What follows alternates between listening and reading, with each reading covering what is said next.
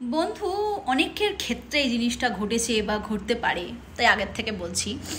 যখন তুমি কোনো বিপদে পড়বে না, কোনো সমস্যার মধ্যে পড়বে, কেউ তোমায় হেল্প করবে না, কোনো সমাধানের কথাও বলবে না। উল্টে তোমার খুব কাছের লোকেরা তোমার থেকে জাস্ট কেটে পড়বে, যেই ভেবে যে আমাকে আবার এর মধ্যে জড়িয়ে না নেয়।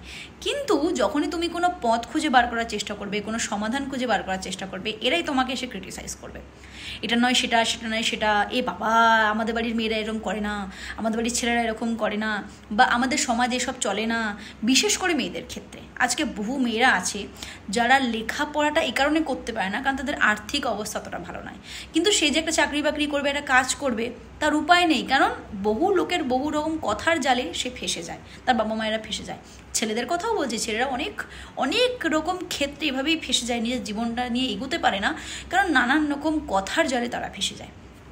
বিপদে কেউ পাশে দাঁড়াবে না, যখন তুমি পথ খোঁজার চেষ্টা করবে সেই পথেও তোমাকে বাধা দেওয়ার চেষ্টা করবে, নানান কথা বলে। আর তুমি তাদের কথাকে উপেক্ষা করে নিজের ভালোটা বুঝে যদি এগিয়ে যাও ঠিক পথে, তুমি জানো যে তুমি ঠিক কাজ করছো, তুমি সাকসেসফুল হবে না।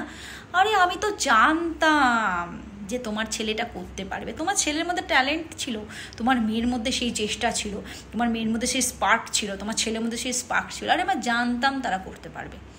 সাকসেসফুল হওয়ার পরে সবাই আসবে, কিন্তু সেই পথে এগোতে কেউ সাহায্য করবে না।